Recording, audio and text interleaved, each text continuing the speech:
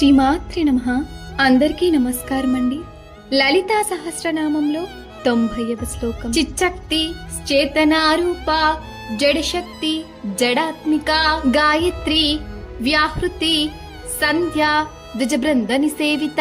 భావం: చైతన్య శక్తి చలించు తెలివి యొక్క రూపము, ఒక స్థితిలో ఉండి పోవునట్లు చేయు శక్తి, జడశక్తి యొక్క స్వరూపము, గానము చేసిన వారిని రక్షించునది, ఉద్ధరింపబడి వ్యాప్తి చెందునది, చక్కగా ధ్యానము చేయుబడునది, ద్విజుల చేత నిశ్శేషముగా సేవింపబడునది. ఒక్క క్షణం ఒక గ్రామంలో ఒక చిన్న దేవాలయం ఉండేది.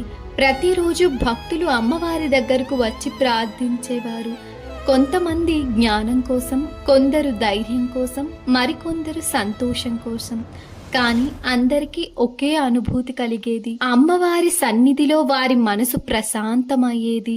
ఎందుకంటే ఆమె చిచ్చక్తి, చైతన్య శక్తి, చేతనారూప, ప్రతి జీవిలో ఉన్న జీవశక్తి, వారి జీవితాన్ని నడిపించే శక్తి, వారి కోరికలను నెరవేర్చే గాయత్రి, వారి బాధలను తొలగించే వ్యాహృతి, ధర్మ మార్గంలో నడిపించే సంధ్య, చివరకు వారి అజ్ఞానాన్ని తొలగించి జ్ఞాన వెలుగును ప్రసాదించే ద్విజబృంద నిసేవిత.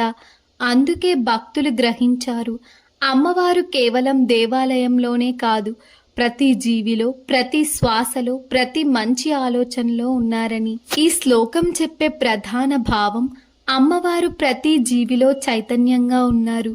జ్ఞానం, ధర్మం, శుభ మార్గం వైపు మనల్ని నడిపించే దివ్యశక్తి ఆమెని. లలిత అమ్మవారి కృప మన అందరిపై ఉండాలని ప్రార్థిస్తున్నాను. శ్రీమాత్రే నమః.